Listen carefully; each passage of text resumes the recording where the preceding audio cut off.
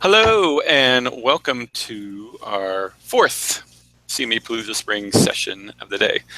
This is our 1 p.m. session. I'm Derek Warnick, one of the co-producers of CME Palooza Spring. I don't know if I need to say that every single time or not. Do people join in for only a couple sessions maybe? Okay, so here is our session for 1 o'clock, Networking with the Best of Them, How to Make Friends and Influence People. Our moderator is Allison Kickle from iMedx, and to our regular opening slides. As always, our gold sponsors for CME Palooza Spring, Genentech and Prova Education, our silver sponsors, ASIM, Forefront Collaborative, Global Academy for Medical Education, and Platform Q Health Education, and our bronze sponsors, ACHL, Clinical Care Options, Semiology, Helio Education Lab, Highmark CE, Impact Education, Integritas Communication, Connective, Primary Care Network, PVI, and RMEI. As always, we have 3 ways to ask questions. And we've been getting a lot of questions, so it's been great. People have been using all 3 methods, actually.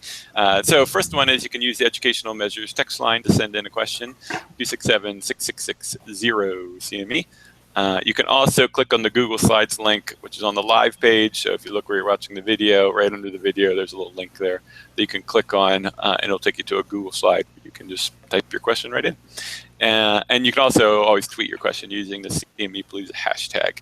And I'll be monitoring questions throughout, and we will do our best to get to as many questions as we can.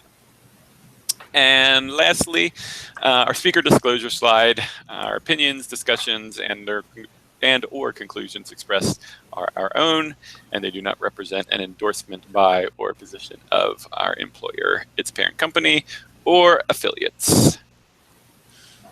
Okay, with that, I'm going to turn things over to Allison and to introduce the rest of the panel and to get us started. Thanks, Derek. So our topic today is networking with the best of them, how to make friends and influence people. And I had originally sort of kicked off this idea for a topic to Monique as a joke, and then she submitted it. So here we are. And with that, Dr. Monique Johnson, she's a director of medical affairs with iMedx, who I have the pleasure of working with, as well as Susan Yarborough, who heads up our CPD department and our compliance group.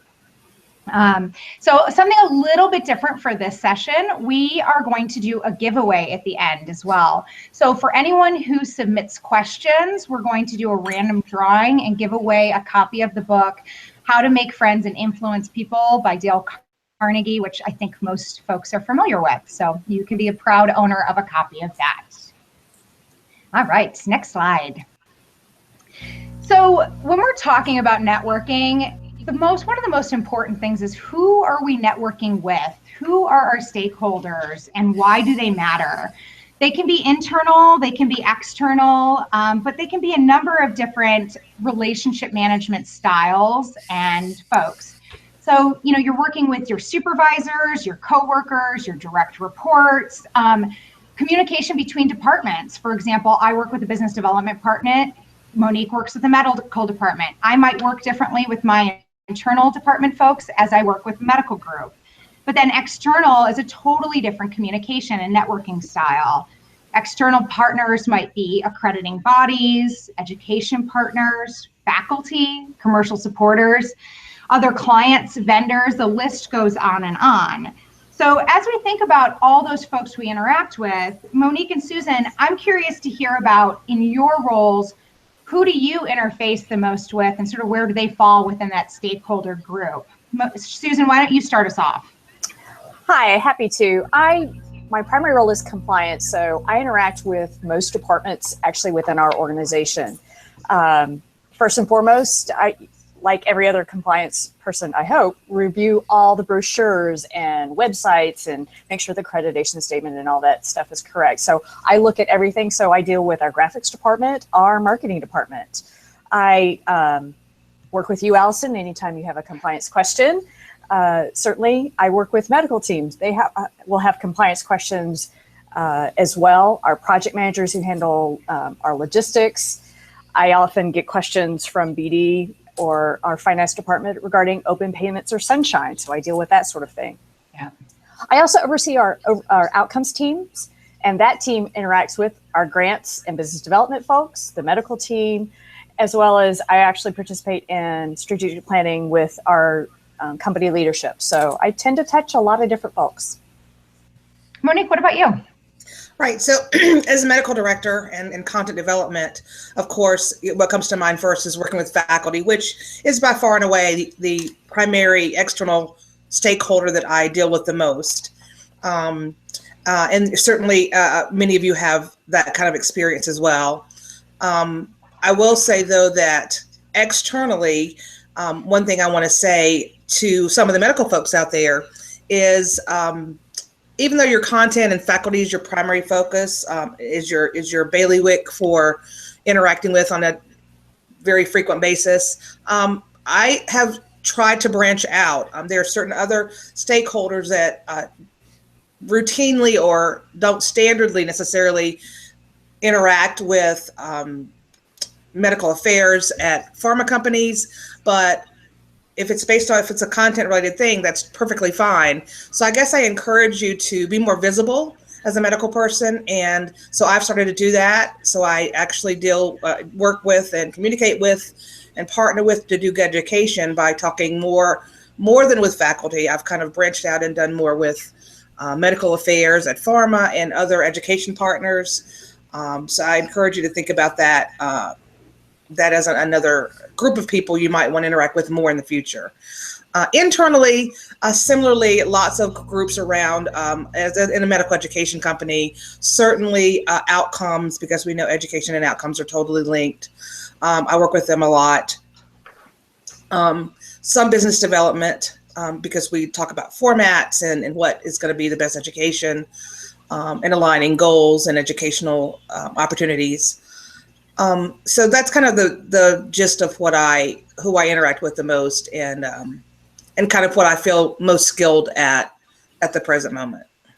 And I think for most people within the CME industry, we hold both internal and external roles. There are very few organizations where I say, that's just an internal role. I think because of the size and space of most groups within the the CME industry, we're going to have to balance a lot of different communication styles. So we're going to throw out the most challenging thing for communication first. So next slide, Derek, is when you have to say no. And so as you can tell by this slide, this is something I can tell my kids and I don't have to think about it all. No, no, no, no, no. But when you're working in a professional capacity, no has to come across very differently.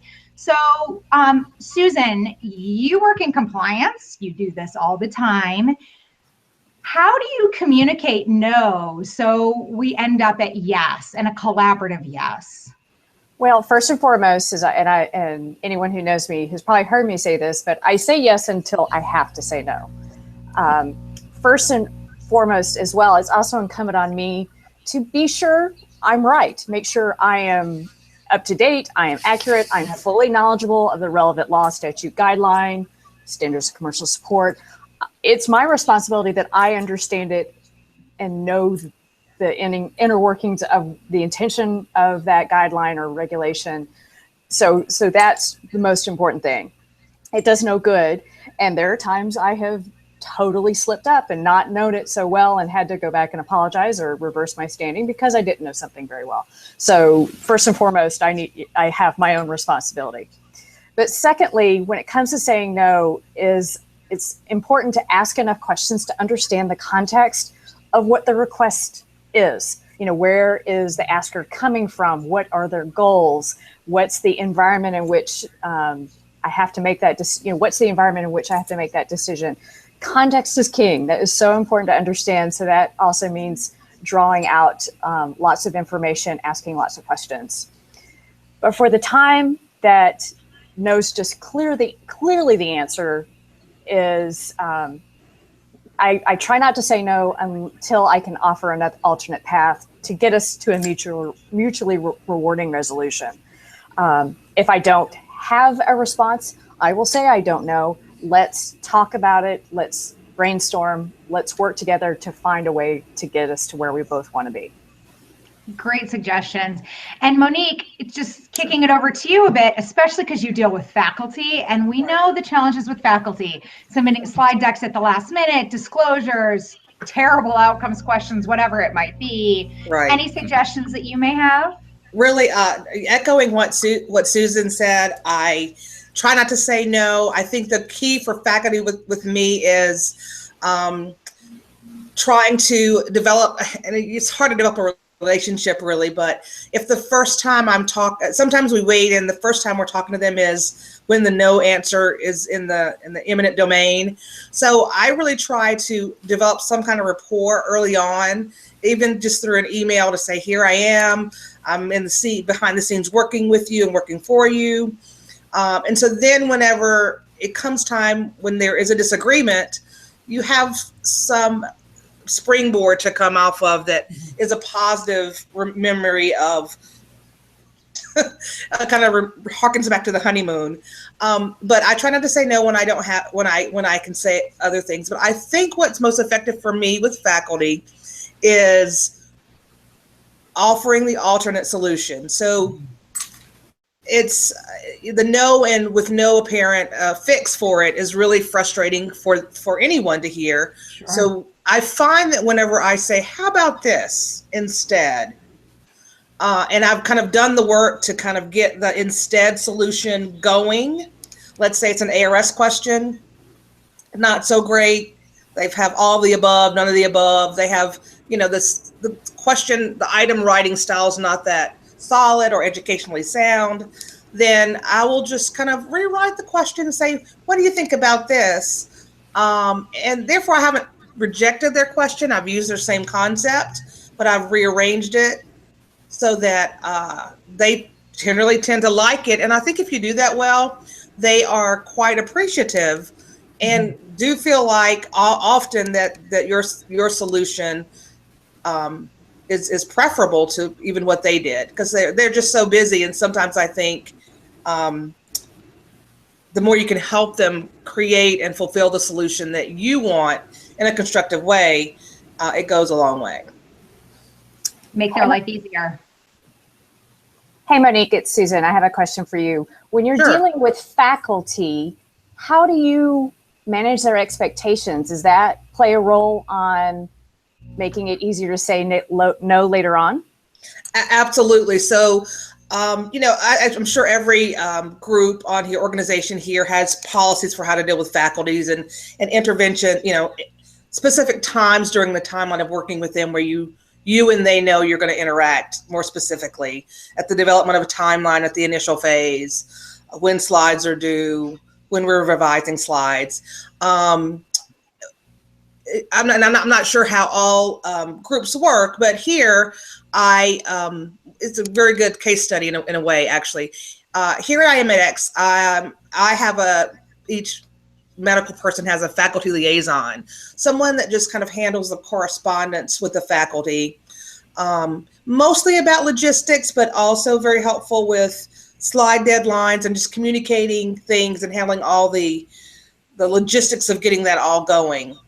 And for a while, when I was new here, I really depended on that person, and I didn't really interact with the faculty until I got on site, because they had handled everything, and it was very helpful and efficient from a getting things done perspective, but not ideal to me from a building rapport perspective. So there were some things that I actually, in my style, kind of pulled back from the faculty liaison I work with and did myself, even though that person's in place to help me and still does. There were some things I said, at this point, when you usually reach out to them, I want to take that step and do it so that the first time they hear about me or really have a tangible view of what I'm doing is not when I meet them at the conference. So those are the things to think about, and that's really helped. So rather than the faculty liaison giving them the slide due reminder, I send it to them instead and say, hey, thanks for being in contact with the faculty liaison. You've been very helpful. Things are going well. I want to let you know I'm the person that'll be on site, and I'm starting to kind of get more involved in talking to you on a more one-to-one level. So I think setting expectations, definitely have some communication before you, as early as possible, as appropriate, is very key, and that lets them know who you are. It lets them know what you're doing. And I've just found when I do get on site with people that I've exchanged a few emails with versus ones I've exchanged fewer emails with beforehand, it's definitely a different kind of interaction. So early, appropriate interaction that leading up to some event is very key. And I think Monique and Susan, you're both saying something similar to me, is that it's building this relationship and it's earning trust. I think, the more touch points you have with folks, and Susan, you're saying, bring accurate, timely data. If you don't have the correct response not the correct response, but if you don't have the information at hand, I highly recommend going back and saying, I don't have that answer for you now. I want to be sure to get you what you need. I will be back in touch with you by X time. And that's much more effective than saying, I'm just going to make something up, present it, and then when somebody catches you in that falsehood, whatever you want to call it these days, then you've lost that trust. And I think there's another element that just popped into my head is, it's sort of balancing that need between having no ego for it and having the confidence to say no. So you can't just always bend, but you also don't want to be completely driving your agenda. So it's that meeting in the middle. Conflict isn't necessarily a bad thing. It's just how you deal with it.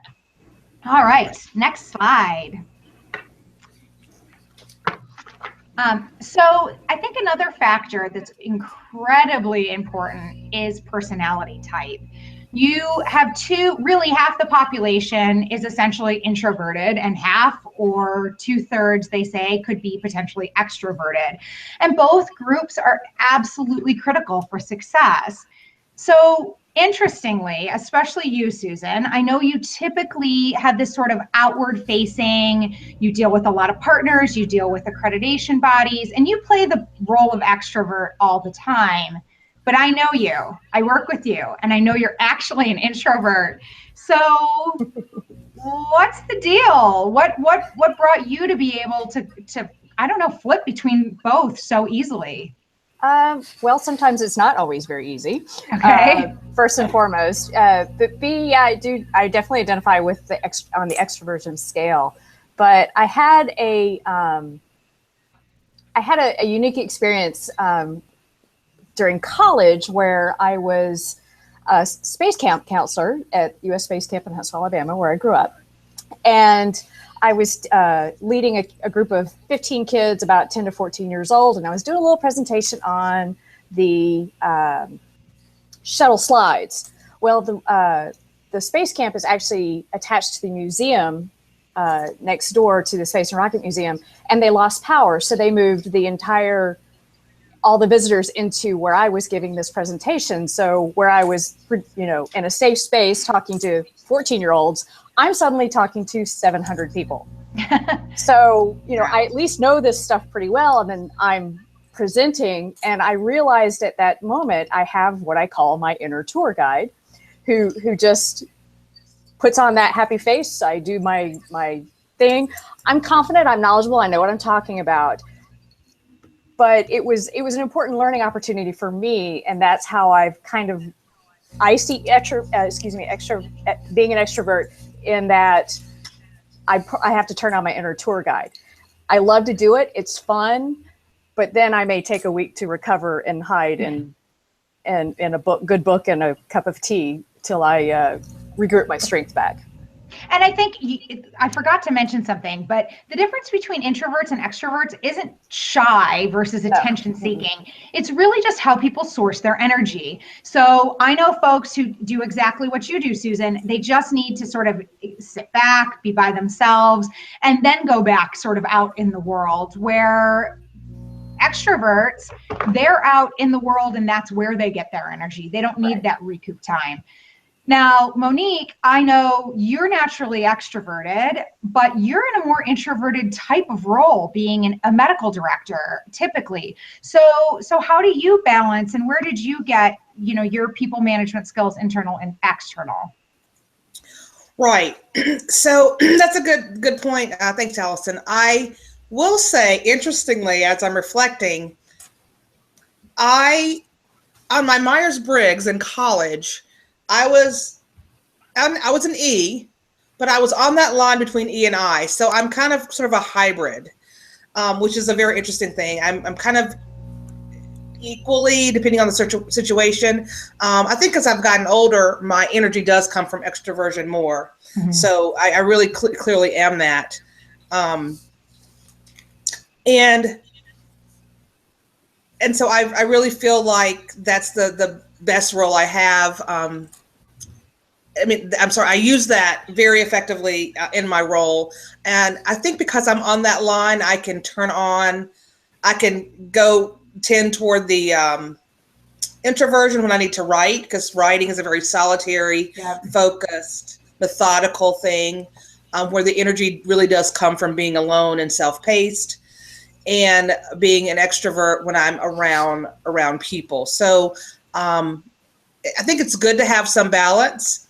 And I just tend to turn it on and off depending on what environment. Again, Susan said context is key. It really is. Mm-hmm. And I think we all, whether we're introvert or extrovert, or even on the far ends of that bell-shaped curve, either way, because we're effective professional people, have learned how to tap into the other side of our brain when we need to be that person. It really just depends on what you do to recharge.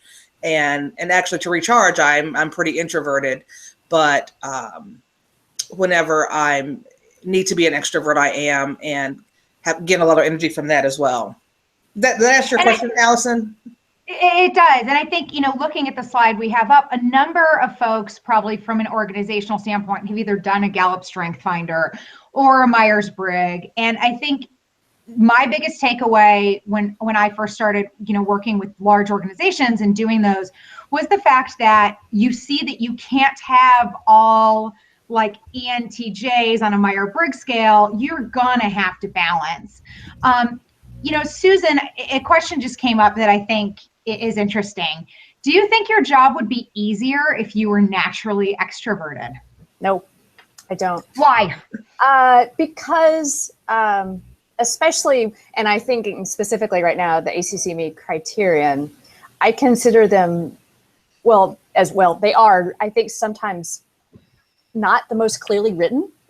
There's not so much ambiguity, but it's intended to be broad to offer us lots of flexibility so we can offer education in our own way and in as many ways as possible. But because of that, I really think it requires a lot of critical thinking. And for me, if I didn't have that reflection time, that downtime, that and solitary time, which I do to recharge, but I also do a lot of my thinking that way. I would say I use that effectively, I hope, to do my job better because of that quality.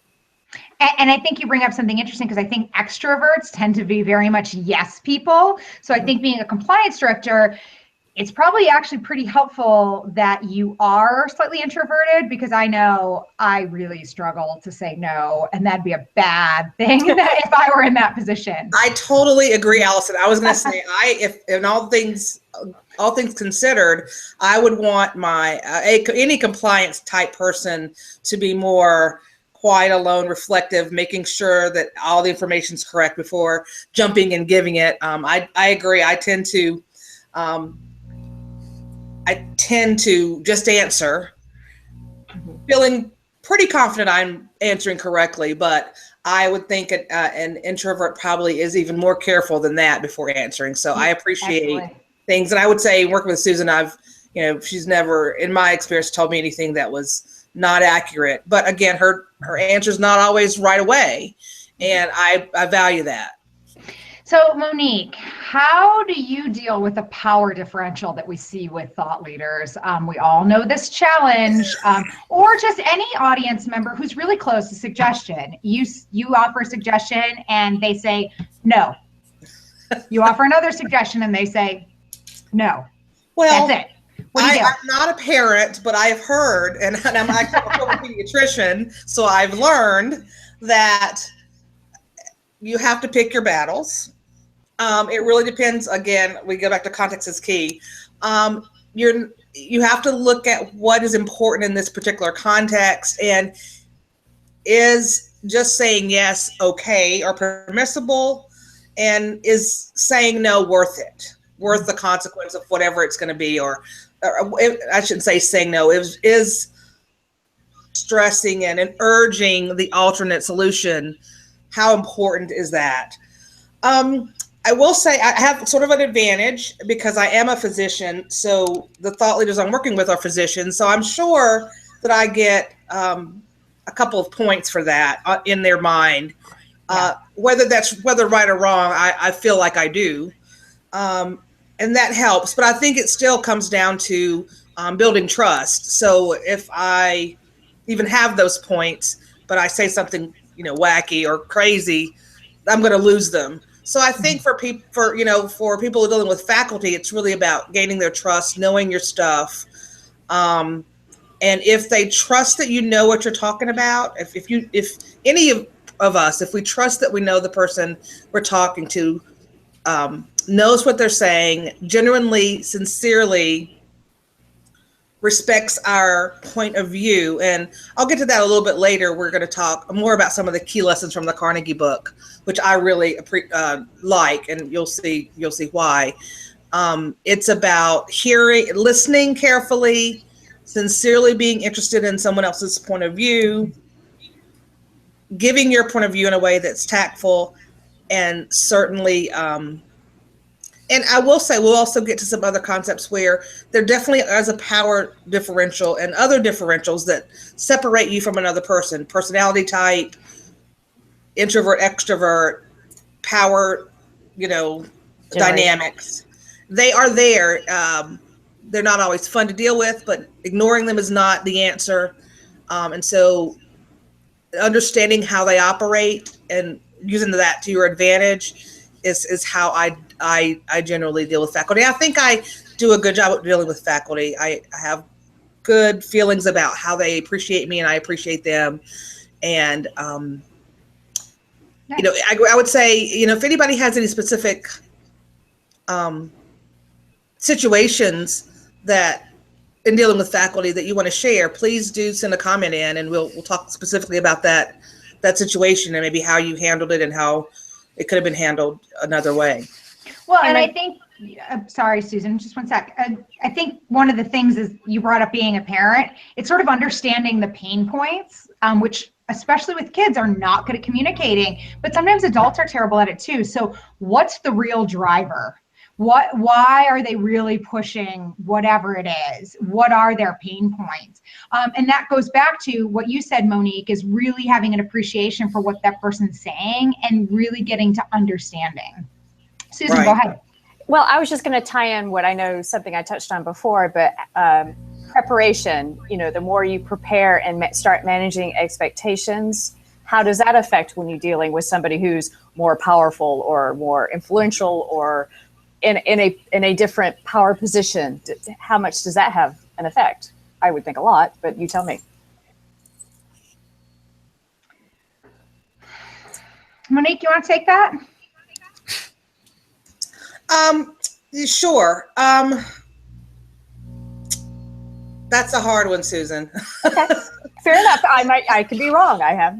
No. I agree with you. I'm not sure I'll add anything other than what I've kind of said. Okay. And I want to jump in because we got an awesome question. I really like this one. You do?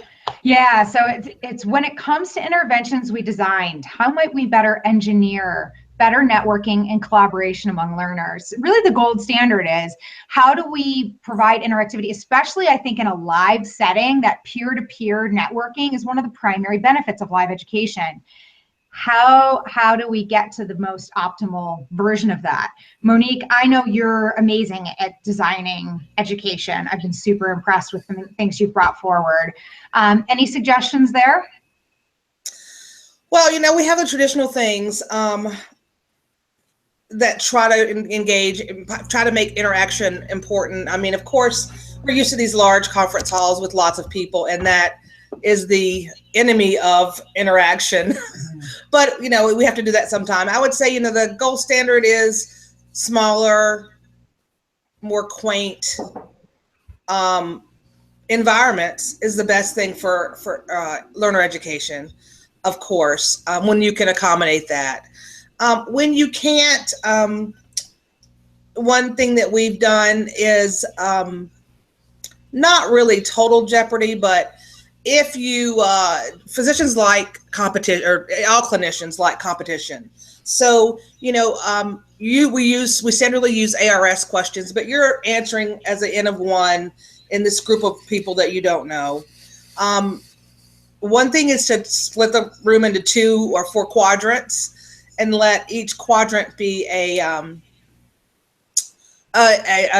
contestant on this game show. So when an ARS question comes up, you report the answers, as you've seen before, done many times using those systems, rather than bar charts with people percentages. It's bar charts with team percentages, and that kind of builds some camaraderie and some competition, and at least some parts of the room are competing against each other.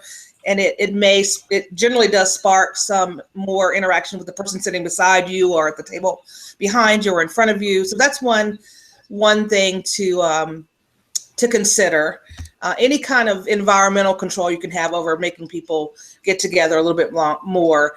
Often in smaller groups, the best way is to have work sessions, have some kind of activity that a group of 6 to 10 people do together, either going through a case and coming up with an answer, electing a scribe to take notes, and electing a spokesperson to kind of present what the group came up with to the rest of the whole group. Works very effectively. Again, that's really limited to maybe 100 people in a room, where you can do 10 tables of 10, and it generally works pretty well. Of course, everybody's not going to be engaged in that totally, but I think most of the time, if you give clinicians a case, they will meet together and come up with the answer, and are happy to report to the group. And I think when we come up with a solution that does that really, truly optimally for 1,000 people in a room, I'll be submitting a grant for it. So keep that one to myself for now. No. And it might be worth considering doing some sort of, modifying your Q&A to have it more town hall style. Everyone knows that at the end of a symposium, for example, there are tons of people who walk up to the front of the room and ask questions. Make that more of a collaborative effort. Build your small group session out of that group asking questions. Build in some time with the hotel that you're allowed in that room so you can, and talk about it throughout the session. Let's have a really open discussion, because I think to do that at the beginning of a live meeting is pretty much impossible, but to do it at the end where people get more comfortable, I think that's also could be impactful. And Monique, did you want to talk a little bit more about sort of the DISC test and other things associated with this slide? Well, I was going to share a little bit about kind of the 2 main things that influenced me to step back a couple of years ago and really notice my skills at interacting with people, where they were, what needed to be honed and sharpened. And I will say one of them was this DISC survey. And I was actually required for employment, for hiring, and part of the interview process at a job I was in. I thought it was very helpful. I learned a lot about me, but more importantly, we shared those DISC profiles and learned a lot about the style of other people. And it's just a way to kind of visualize somebody. So there's the dominant, the influential, the conscientious, and the steadiness. And those all have different, some of them deal with introversion, extroversion, but a lot of them deal with what's good about DISC is it really deals with your style specifically in a workplace, or more likely in a workplace, not just your overall personality socially. So I recommend that they're free on. You can do this test free online and get get an idea of which quadrant you fall into. And then the next slide, wanted to just share, I'm a bookworm, so just wanted to mention 2 books that are good. One is How to Win Friends and Influence People by Carnegie. And then the other one is the 5 languages of appreciation in the workplace. Very good book. You probably heard of the 5 love languages, based on the concept that if you know the language, and not necessarily verbal language, if you know the language of your partner and you can speak to them through that language, everybody's more satisfied. And of course, for love languages, those were 5 of them. One is giving gifts, one is words of affirmation, acts of service, physical touch, and quality time. So it depends on which one of those 5 is your main way where you feel appreciated. If someone were to give you some type of gift, would it be quality time, an actual physical gift, doing something for you, affirming you, or physical touch? This guy has applied the same thing to the workplace, more or less. It's not really physical touch. Let's not go there. But it's more like the virtual pat on the back, as far as that's concerned. But it's really a good book. I want to just put that out there. And those are 2 things that really have influenced me. So I encourage you to take a look at them and see what you think. And I think praise and how you give feedback. You bring up this sort of, that's not a physical touch, but the virtual pat on the back. Mm-hmm. I know that's something that I constantly am striving for, is to try to give praise in appropriate ways. Praise to my direct report, praise to my colleagues that's genuine and doesn't just seem compulsory, just I've got to do it. But I think that that's really important as a motivation for folks. Next slide, please. So I think out there are tons of incredibly influential introverts and extroverts who got out of their comfort zone and were impactful. Just want to present the idea that I think people think introverts are always internal facing and that's all they do. But want to give you the example from the next slide that shows you these are people every single one of us knows, incredibly impactful, incredibly effective communicators, yet naturally introverted. And they just found ways to get their message out there in their own way. Susan, anything you want to add that would be, just touching on increasing effectiveness in communication as an introvert? Well, again, a recurring theme, preparation is key, doing your homework. If it's, if you're going to a bigger conference where you don't know a lot of people, see who you do know. I always like to know, is there food? We kind of touched on what motivates different people. Some people, it might be that. I reached out to a couple of my colleagues, and Pam Beaton had a great suggestion. It's finding other ways to make connections before you go into that sort of environment. Say if you're going to the Alliance meeting, for example, using social media can be an incredibly helpful platform to do that. If it's Twitter, if it's Facebook, if it's the other popular social media sites, you can start to build and establish relationships there, and then they carry over into real life. Of course, it's a great opportunity to do research on a particular topic, but certainly an excellent starting point. The other really great suggestion that Pam had that I would love to share, it's identifying mentors and not just one mentor. Yeah. I certainly have had some fantastic mentors as I've been in the world of continuing education. Bob Adelton was the first one that I can think of who was such a guiding force on helping me learn to understand the accreditation system. If it's, even, Derek, he doesn't know he's being called out. He's a mentor to many of us in using social media in our industry. If it's intentional, unintentional, I think these are people who you can establish a professional relationship with, and then they can help you establish those relationships. If it's a requested introduction or those casual introductions that happen all the time in networking. Seeking those kind of opportunities, I don't think can ever be underestimated and can be really, really helpful not only to helping you grow professionally, but to establishing a real network that will help you. Absolutely. Next slide, please. So this example is incredibly successful extroverts who have also done things in their own way, but had to deal with lots of people who are introverted. Monique, any suggestions for how an extrovert can appreciate an introvert more? Right. Well, I mean, I think that's the first step, is recognizing the style, the personality sway of that person as far as being introverted. So, it's one of the first things I kind of try to pick up on when I meet a new person is, how gregarious they are, where they seem to derive their energy from, a place of quiet or a place of more out there, because that really helps me a great deal to kind of understand how I need to temper my behavior. It's often that for me, being an extrovert, at least in personal communication, one-on-one, face-to-face, you have to kind of rein it in and appreciate that you don't want to be overpowering, and you want to come across as sincerely interested in what the person has to say. And sometimes I think extroverts can be so overpowering that it comes across as not being sincere, that you're not listening to me, or you're needing an answer quicker than I really want to give you one. Mm-hmm. So it can be a little bit off-putting. So I've learned to kind of recognize that, try to pull it in.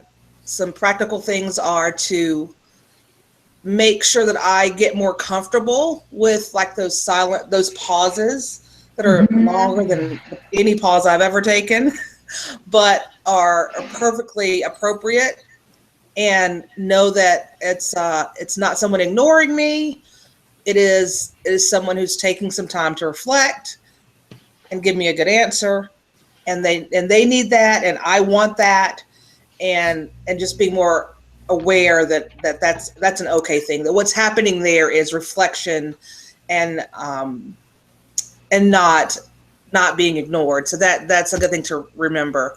And then just not being overpowering. And one of the chapters in the book, the Carnegie book, is called appropriately, "If you want honey, don't take over the beehive," and it really does speak to getting what you want without being too overpowering. Excellent. And the questions we're getting are fantastic. So thank you, everyone who is submitting questions.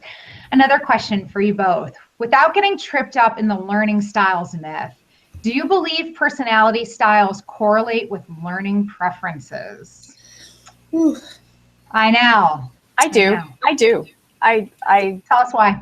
Anecdotal evidence. I have no, again, I want to be authentic in what I know and what I don't know. I don't have the studies to back me, but even as a learner myself, I think I am more receptive to smaller one-on-one reflective exercises versus a gamification in a big conference. I enjoy it, perhaps, but it may not be where I do my best learning. That would be one quick example. Mm-hmm. I would say so too. It just makes sense that it should be, but I don't have any data that says it has. I'm sure someone studied it. We might should look into that. Maybe that's a session for future, because I would say I totally disagree. I'm super extroverted, but I would much prefer to sit at my computer and do it. I mean, my own pace, nothing to distract me, because when I'm sitting in a large room, I'm looking around like, oh, who do I know? Who can I chat with? I'm so distracted. So I think it just is, it's going to be very individualized. Mm-hmm. All right, next slide. And this is just really a wrap up of a number of the points that Susan and Monique have brought up, but really how not just communication, but also how to lead these people. You probably, a number of you have direct reports, or you're doing some managing up. So how to provide leadership within the framework of different personality styles. Next slide. So obviously there are multiple drivers that detail really how we communicate with folks. For example, when I've been external facing for so long in my roles that when I came onto iMedix and had to deal with a lot more internal people as well, it was a challenge for me. I struggled to maintain diplomacy and a number of other important key tactics that you have to do internal as well as external. And we talk about mentors. I was incredibly fortunate to have a boss who mentored diplomacy, paying attention to people's pain points, considering where they come from and what the real driver is from what they're discussing. But this is a factor that I find fascinating, and we've talked a lot about within our industry, but how do multiple generations within the workforce affect how we deal with people? And Susan, I know you've done some work on this, so I'd be interested to hear you talk about this within the context of this discussion. Certainly the generational styles, the shared experiences among the major generational groups certainly make those shared experiences are shared. So it's a commonality, it's an opportunity for establishing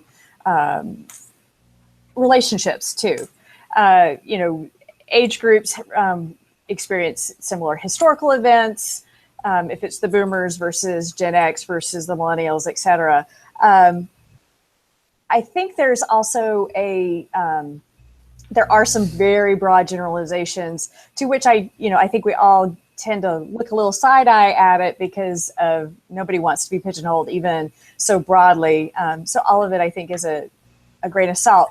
But those shared experiences can't help but shape us. And so it's also being mindful of those, of what that context is on understanding where a particular person is coming from. Certainly we know someone who was born in the 1940s is going to be a little more comfortable with pen and paper versus someone born in the 90s with a laptop. Those kind of generalizations, I think, have some validity and should be considered on when you're offering education, the different modalities that are available. So an example like that. Yeah, definitely. And if we can pop to the next slide, Derek. Obviously, generation is not the only factor, and I don't want to go into detail on these, but I think we can all agree that gender, experience level, sociocultural values and beliefs, and environment really can affect the trajectory of the discussion. I think back to a time I used to work in Asia, and we actually had cultural trainers to teach us how to work with both the foreign and the native staff. And that was super helpful. I think I would have tripped over myself time and time again. So just be mindful of these factors when you're communicating, and I think that you can't help to win. Any other comments on this one, Monique? No, I totally agree. I would just say, again, these are things to keep in mind.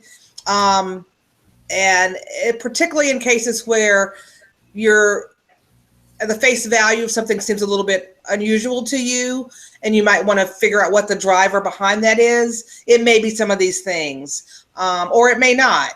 But I tend to use it. I tend to not generalize people out at the gate, and what they say tends to resonate as authentic to me. It's times when I'm thinking, why are they doing it that way, or why are they preferring this, or where did the idea come from, that I kind of step back and say, well, let me think about other factors that may be at play here that I might not even be aware of, but I want to consider as a way to kind of respect their, where they're coming from. And I think too, what we didn't talk about, but is important, is there are a number of people who are incredibly direct, and then people who are fairly circular with how they approach a problem. And when you put those two groups together, that can be pretty interesting. So I think just consideration, slowing down, considering the person is really important. I want to leave a few minutes for our giveaway as well. So Monique, if you're getting those ready, we can move on to our key wrap-up points on the next slide. All right, so I know we've talked about a lot of concepts here, but the one underlying theme that's absolutely critical to communicating effectively and being influential is knowing your audience, truly understanding considering their position, taking a step back. That it's not about me, it's about other people, before you react is really important. I think Monique brought up a great point that if you want honey, don't take over the beehive. Lead by example, stand back, and watch what's happening before you take over or don't take over. And I think, for more of the introverted side, Susan brought up a wonderful point about finding mentors.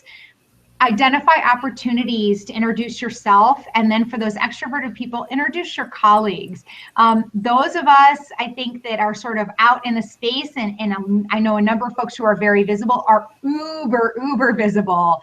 Let's bring up those that maybe aren't, and bring them to a place where we're all sort of in this together.